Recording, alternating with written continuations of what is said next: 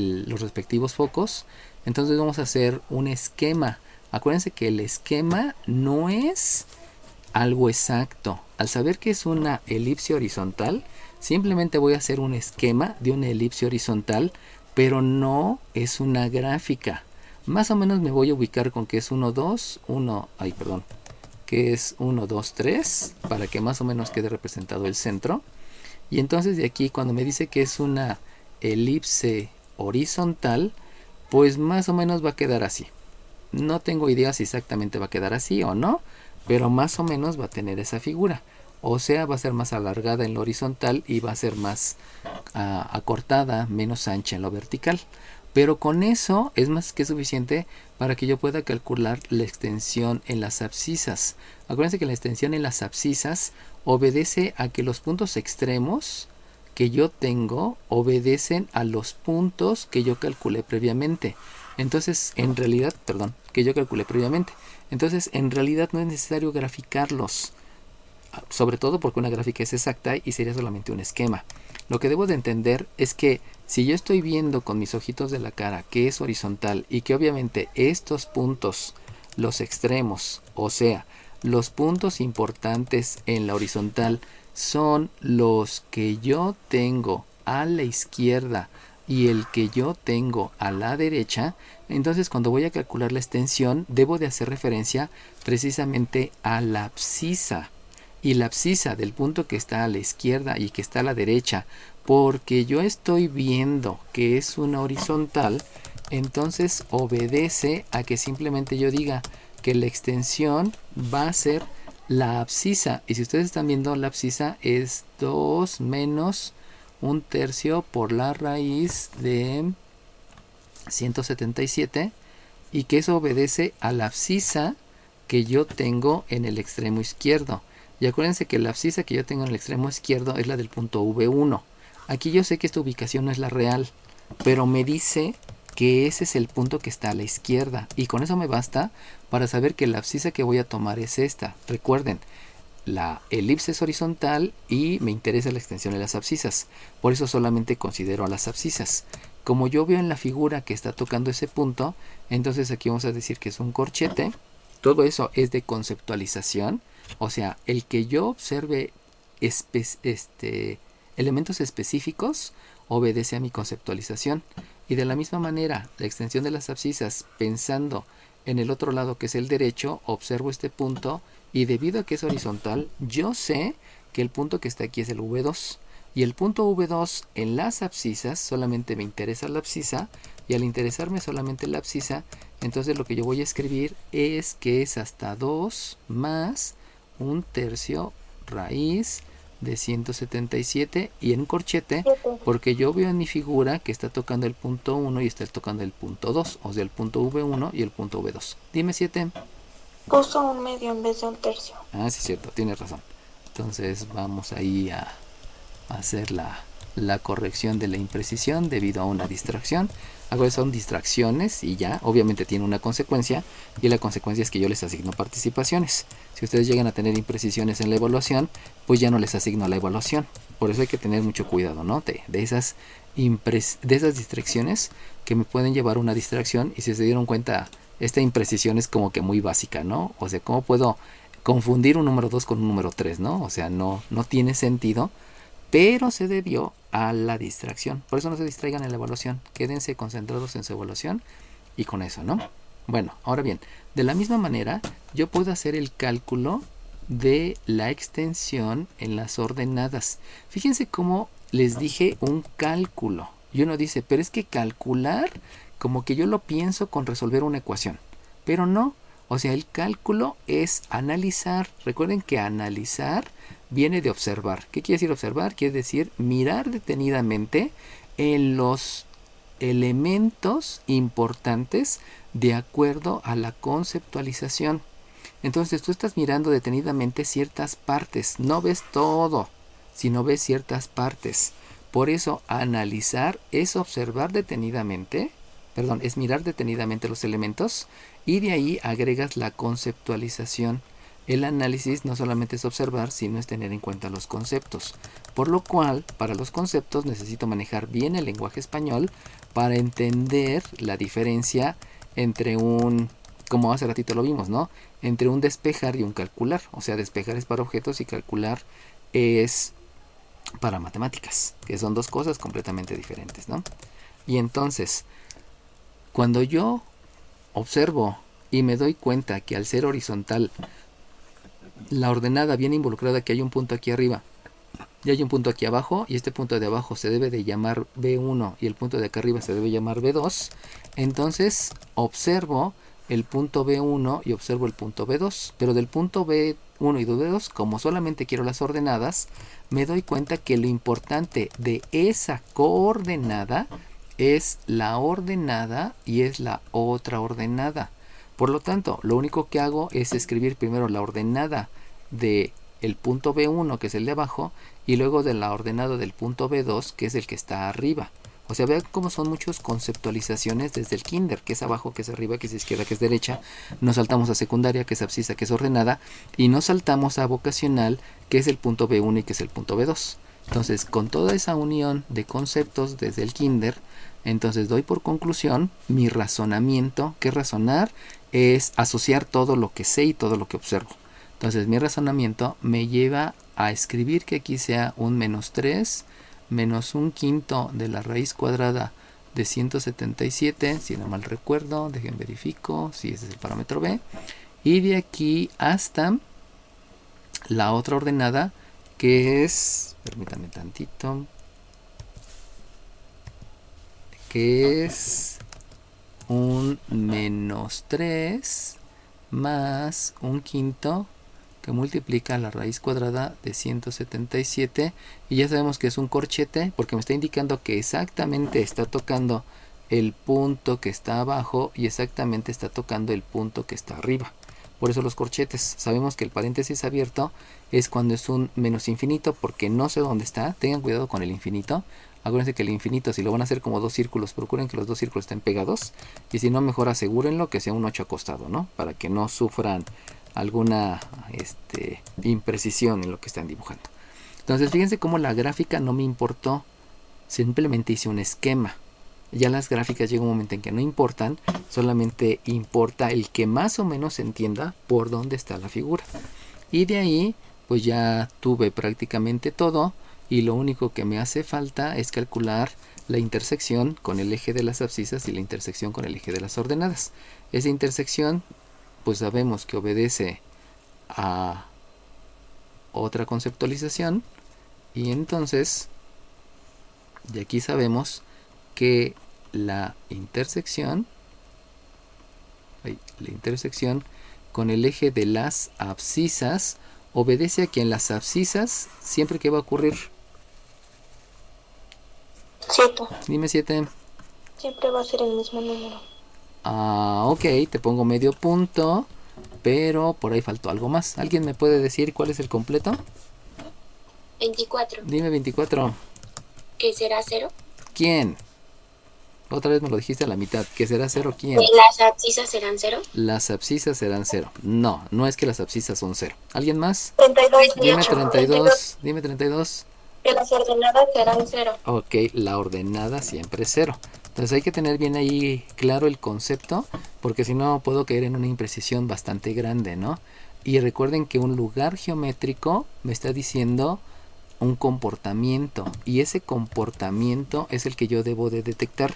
Recuerden que es muy diferente el comportamiento de las rectas horizontales que el comportamiento del eje de las abscisas. Es muy diferente. Y aquí, aunque se parecen, aquí hay que decir que este eje de las abscisas va a ocurrir que todos los puntos que están sobre este eje cumplen lo mismo con que la ordenada siempre es 0. La abscisa va a cambiar, pero lo importante es que la ordenada siempre es 0. Y de la misma manera hacemos lo mismo con la intersección con el eje de las ordenadas, donde yo sé que cuál es el comportamiento. 24. Dime 24. ¿Que las abscisas van a ser 0? Exacto, ahí viene y está la gran diferencia, ¿no? Y vuelvo a repetir, o sea, geometría analítica es bastante conceptual y necesito entender exactamente cuáles son los conceptos asociados a lo que estoy mencionando. Y en este caso, en las ordenadas, en el eje de las ordenadas, va a ocurrir que las ordenadas cambian. Obviamente hay ordenadas positivas, negativas, pero lo que siempre se va a cumplir en el eje de las ordenadas es que la abscisa va a ser 0. Entonces, teniendo en cuenta estos dos, vamos a aplicar un concepto. ¿Qué concepto voy a aplicar? 18. Dime 18. Sistema de ecuaciones. No, no es sistema de ecuaciones. ¿Alguien más?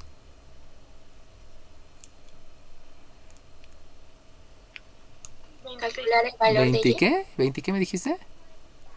26. 26, dime 26. ¿En forma ordinaria? No, tampoco. Uno último.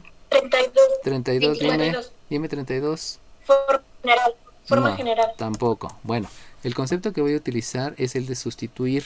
Acuérdense que yo debo de sustituir estos valores que yo ya conozco y que obviamente me representan una abscisa y una ordenada, y eso lo voy a sustituir donde yo pueda. Y donde yo puedo sustituir puede ser ya sea en la ecuación inicial, que es una forma general, pero si yo me doy cuenta en la forma general debo de sustituir dos veces la x, porque hay dos lugares donde sustituir a la abscisa y hay dos lugares donde sustituir a la ordenada. Por lo tanto, debo de verificar si hay algún otro lado donde yo pueda sustituir. Y si ustedes se acuerdan, aquí hay otra forma, que esta se llama forma ordinaria. Y en la forma ordinaria resulta que solamente puedo sustituir una vez a la abscisa y también solamente sustituyo una vez a la ordenada. Eso me lleva que por toma de decisiones a mí me conviene más sustituir en la forma ordinaria que sustituir en la forma general. Entonces el concepto va a ser sustituir. ¿Dónde voy a hacer el reemplazo? Pues lo voy a hacer en la forma ordinaria. ¿Por qué? Porque solamente hay un lugar donde puedo hacer la sustitución. Eso me lleva entonces a que voy a escribir un x menos 2 elevado al cuadrado. Sabemos que es la abscisa que no conozco, pero la abscisa del centro, dividido entre el parámetro que habíamos dicho que este era un 59 tercios. Y le voy a sumar, porque es una abscisa, una ordenada que ya la conozco, que es precisamente lo que estoy haciendo con mi con la característica que yo tengo, perdón, el comportamiento que yo tengo del eje de las abscisas. Y entonces aquí voy a escribir, dejen escribir bonito mi más, aquí voy a escribir un 0 más el 3 elevado al cuadrado dividido entre el otro parámetro que habíamos dicho que es 59 quintos y que ya habíamos dicho que ese es el parámetro b, y esto es igual con 1. Voy a hacer exactamente lo mismo, disculpen, pero con las ordenadas. Uno. Dime uno. ¿Cómo obtuvo el 59 tercios? No lo obtuve, ya lo sabía. Acá está el 59 tercios. Y ese 59 tercios, si nos regresamos a la clase de hace dos clases, habíamos dicho que es porque vas a simplificar la ecuación, simplificar la fracción. Y simplificar la fracción tiene el objetivo que el coeficiente del término lineal sea 1. Por eso aquí dividí entre 3 y dividí entre 3. ¿Por qué aquí tengo un 59? Pues porque antes había hecho la ley de la suma, había obtenido un 59 y sabemos que el concepto es simplificar la ecuación.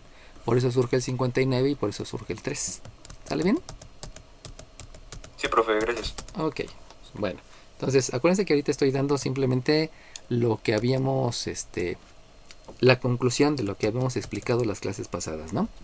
Entonces, de ahí voy a hacer exactamente lo mismo, pero ahora en las ordenadas. Obviamente el concepto es el mismo y voy a ahora escribir que es un 0, disculpen, sí está bien, un 0 menos 2 elevado al cuadrado dividido entre un 59 tercios, que ya habíamos visto que eso se obtuvo desde hace mucho tiempo, más ahora sí no se sustituye la y porque estoy buscando otra intersección, que es la intersección con las ordenadas, y entonces aquí escribo un y más 3 elevado al cuadrado dividido entre 59 quintos, y esto es igual con 1. Bueno, entonces para que esto sea un poquito más rápido y no esté invirtiendo tanto tiempo, vamos a aplicar dos conceptos. ¿Alguien sabe cuál es uno de esos conceptos que voy a aplicar? 18. Dime 18. 21. Dime 18. Propiedad de la igualdad.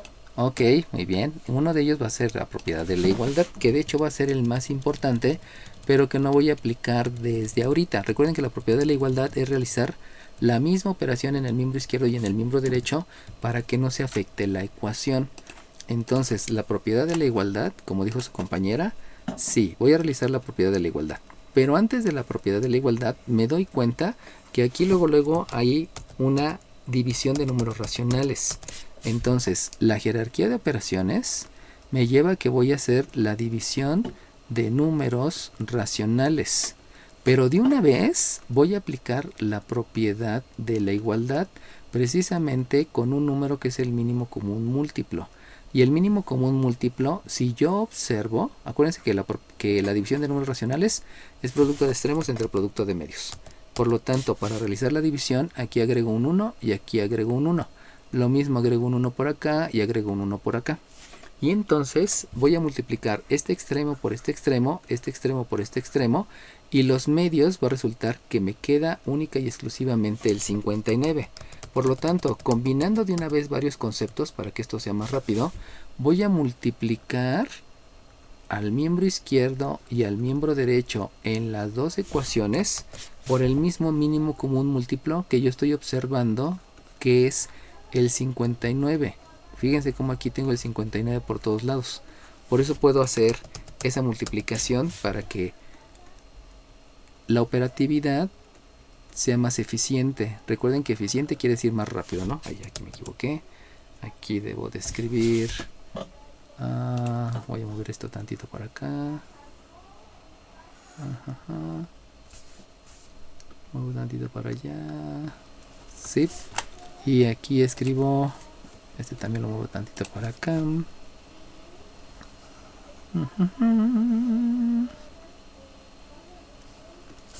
Ya.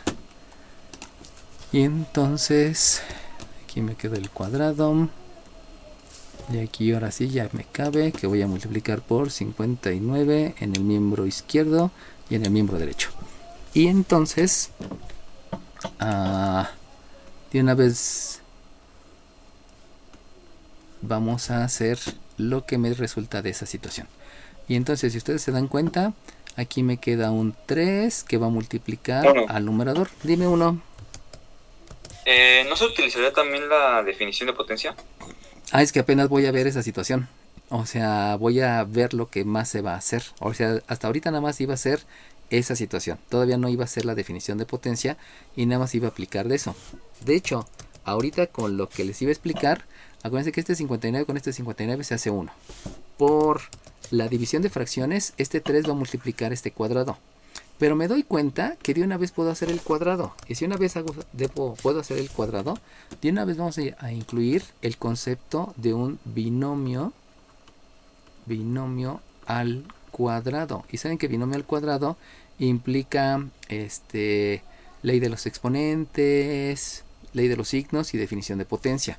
Lo que sí me hace falta incluir es la propiedad distributiva. Esa no la había marcado hasta ahorita, porque obviamente necesito aplicar la propiedad distributiva para poder hacer la multiplicación de este 59 por este primer término, que por jerarquía de operaciones me lleva a que primero haga la división. Y lo mismo, este por este, en lugar de multiplicar, lo primero que hago es la división, pero porque estoy aplicando también propiedad distributiva.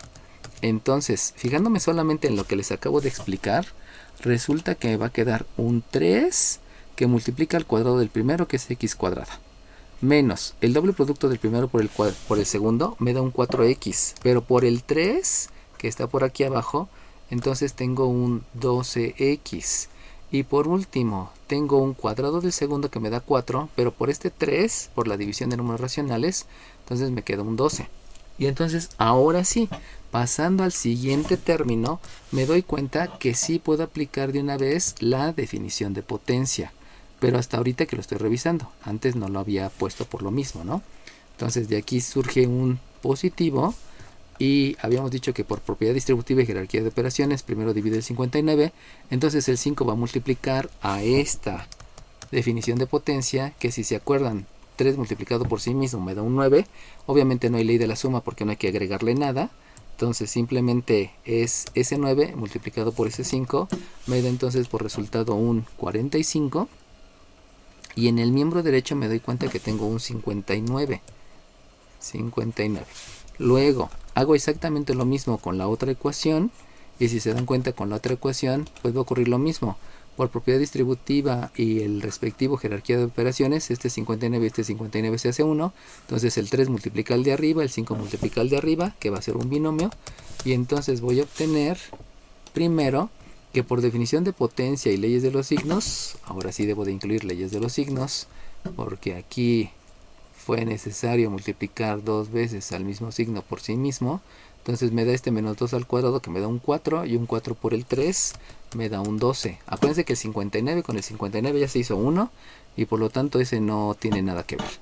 Luego viene más, y de aquí tengo un binomio al cuadrado, por lo tanto es el cuadrado del primero, que me da y cuadrada. Los 59 ya dijimos que era 1, por lo tanto solamente hay que multiplicar por el 5.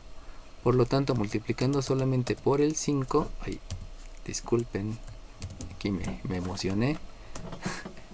Le apachurro muchas veces, control Y. Aquí me da un más 5 por el cuadrado del primero, que es y cuadrada, más el doble producto del primero por el segundo, me da un 6y, multiplicado por el 5, me da entonces un 30y, un 30y, más el cuadrado del segundo, que es 3 al cuadrado, es 9, y 9 por el 5, por la división de números racionales, me da por resultado un 45, y esto es igual a un 59. Y entonces de ahí, en ambos casos, lo que debo de hacer es... ¿Qué concepto se va a aplicar en ambos casos?